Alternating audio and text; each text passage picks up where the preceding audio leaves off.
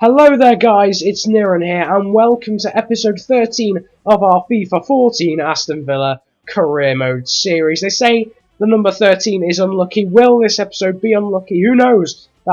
We need to wait and find out. But nevertheless, in today's episode there will be two challenging games, I would say. The first of which is against Swansea, who of course like to pass the ball around quite a lot, which is really comes in handy when you're the AI, because they like to do that anyway. And then the second game of the episode will be away against Sunderland, who are down in the bottom three. But of course, Crystal Palace were down that end of the table when we played them. We lost 5-2 in the last episode. We'll, of course, be looking to bounce back from that. And, yeah, with 2 wins, that would be nice. Of course, 2 wins will put us at the top of the table by the end of today's episode. Just starting off, though, just putting 3 players on my shortlist. Miroslav Stoch, Ron-Robert Zieler, and Kevin Trapp. Stoch, who I like, plays for PAOK Salonika, who I've liked since he played for Fenerbahce and Chelsea, so he goes on the shortlist. Here's the rest of the shortlist, though. Some players including Timo Werner, Tyler Harvey of Plymouth, Anthony Martial, Morpay there, Mbombo, Sebe Shrivers, Osvar Alvarez, Rosario Zivkovic, the Dutch striker with a heck of a lot of potential, Dusan Tadic, Izet Hadrovic, a bit of a blast from the past, Marko Arnautovic, another blast from the past, from a previous career mode series, of course, Mika Richards there, Memphis Depay, who I almost bought, Miroslav Stoch, who I mentioned a moment ago, Hauzinho there, Alexander Butner, the left-back from Manchester United, Kevin Trapp there, who I put on a moment ago, as well as Zieler, Titonye as well, who I put on, Vermeer and Bernd Leno. They're my goalkeeping targets at the moment, because we will be looking to replace Brad Guzan, who has had an absolutely shocking start to the season there. Some other players like Mateo Kovacic, Arslan, Will Hughes and Aaron Ramsey on the shortlist as well, but Brad Guzan, we will be looking to replace him. He's had a terrible start to the season, and of course Shay Given will be retiring at the end of the season, so I don't have anyone to replace him at the moment, so I will need to buy a new goalkeeper in this transfer window. Possibly something like a centre mid, I'm not sure. Of course, Marco Van Ginkel will be going back to Chelsea at the end of the season, so we might need to replace him.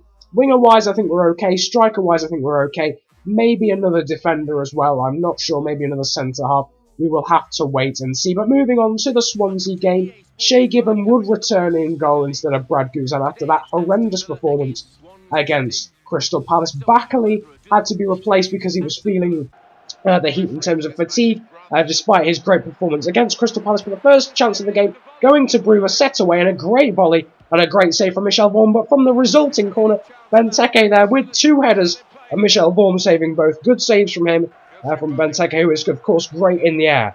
But a little bit later on in the half, Swansea getting their first chance of the game after some shocking defending. Key finding De Guzman, but he shot wide there. I was very lucky, and we were spamming the self-destruct, but not just hitting it, we were spamming it there. Another good chance for a Swansea player, but this time put wide though. Benteke, moments later, in the second half, putting a ball in for Agbonlahor. His shot was saved, but of course the rebound, as you saw, going to Charles Nzobia for his 6th goal of the season in all competitions.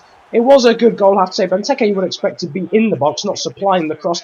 But it was a good save from Vorm. He'll probably be a little bit disappointed he didn't parry it into a better position. But it was a good first-time finish from Nzobia. A little bit like a Bruma goal that was scored a few episodes ago. But then Agbonlahor, 10 minutes later, set through on goal. Another good save from Vorm, who was really playing well. Maybe he'll be a target to replace Guzan, the Swansea goalkeeper. But from the resulting corner, nothing Michel Vorm could do about that. And that's 13 league goals this season for the Belgian beast that is Christian Benteke. A good ball in from Ashley Westwood, who replaced, I think it was Marco Van Ginkel in this game, who was feeling the fatigue as well, the stamina loss, unfortunately, for him. But Ashley Westwood with the assist and a good corner to boot. Swansea, though, in the 83rd minute, getting a free kick. I thought De Guzman would take it, though. He leaves it for Sung Young Ki. And what a goal that is. I can't complain, to be quite honest. You guys know that I do like to complain a lot about goals that go against me. They do usually involve a lot of BS there. But Sung Young Ki there with an absolutely awesome free kick. There's nothing I could do about that. A nice little step over from De Guzman. Both of them are very good at free kicks, so I did expect De Guzman to take it. And unfortunately, there was nothing Given could do. And then another free kick, this time in the 90th minute. De Guzman takes it, but Given with the save. That gave me a heart attack. I thought he had saved it into the side netting. I didn't realise he got it past the post. But from the resulting corner, which De Guzman takes, he puts it into the box. And it is thankfully punched away by Shay Given, only as far as Neil Taylor. But that would be it. We just about hold on to the 2-1 win. Yet another game where we only win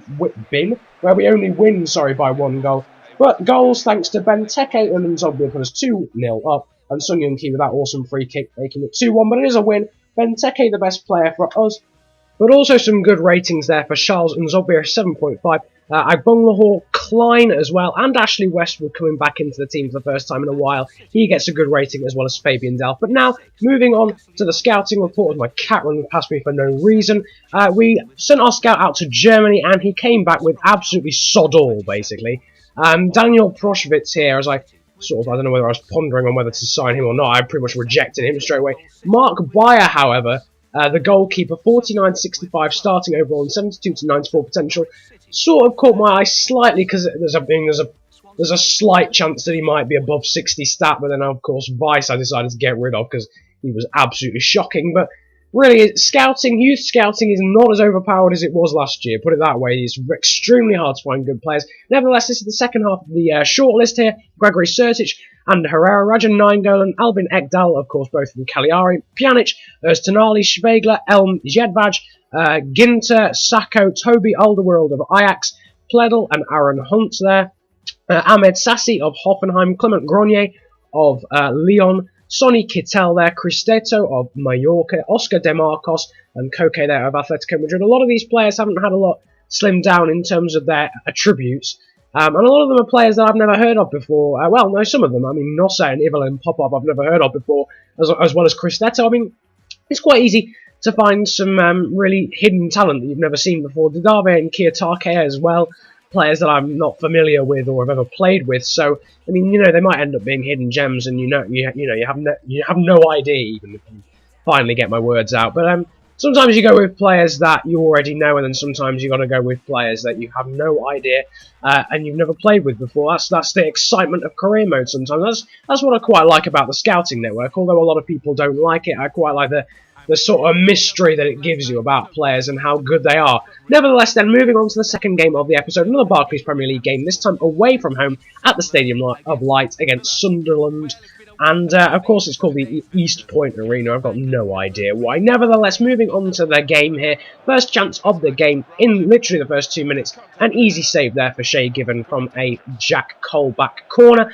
But Fabian Delph bursting away down the right-hand side even, and putting a good ball in. Backley there with the volley. He was returning from the team after recovering from fatigue problems, and a good strike from him. There, Backley playing in Klein there down the left-hand side after a good challenge from Van Ginkel, and Klein bursting into the area, forcing the save, and then that happens. Now, to be quite honest, I've got absolutely no idea how that went in, and to be honest, it's a disgusting goal, as Backley tells everyone to calm down and then celebrates with an invisible man. Nevertheless, in the 29th minute, that did give us a lead, and Backley continues his good scoring run even, although he didn't score in the last game, he wasn't playing, so that's technically 3-2 for him. Probably the easiest goal he'll ever score, but it was a bit of a bundle nevertheless, and that did make it 1-0 in the 29th minute. We were spamming the self-destruct button against Swansea quite a lot, and Sunderland decided to do the same. Benteke there with the chip going agonisingly wide, Backley unable to get onto it. And as you can see, here an example of that, Bruma playing it in for Backley, and what a goal that is. I thought that was a really realistic goal in the way that he hit it. I know that obviously pure shot has been implemented, but that did give Backley his 4th goal in 2 games. A great run of form he's on there, nice bit of control, and then just cushioning it over the onrushing Manone/Westwood, I'm not sure which one it is, and that made it 2-0, Sunderland giving the ball away, and then again, just 1 minute later, Benteke with the chance, but just pulling it agonisingly wide again, close to getting 2 goals actually in this game, was Benteke, and it was soon to be 3 there, the air shot after a good challenge, and then Benteke proceeded to hit the post with his weaker left foot, and that was the last chance of the first half, a half that we completely dominated, and that made it even more of a kick in the bollocks when that happened. Fabian Delph giving away a penalty. For me, I mean, it's not really a clear angle, this one either, but I'm pretty sure I got something on the ball. It was a bit harsh. Riyad Boudabou is clearly a new signing from Sochaux in Liga 1, though only forcing the save. Shay Given, I actually love you, and I'll be really disappointed when you retire.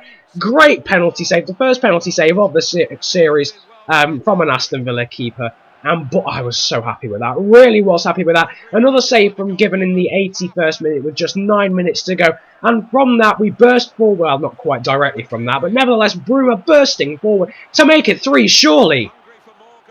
Yeah. He didn't make it 3, and to be honest, that's probably the miss of the series so far. Really should have put that in.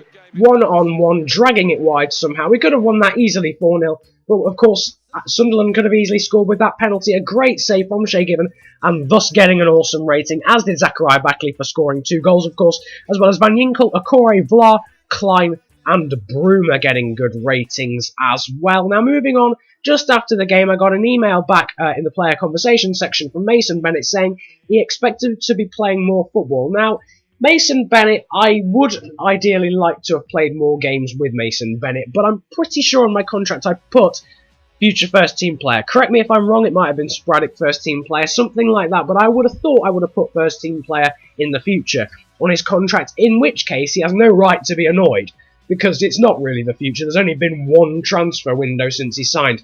Nevertheless, that is the last real action of the episode.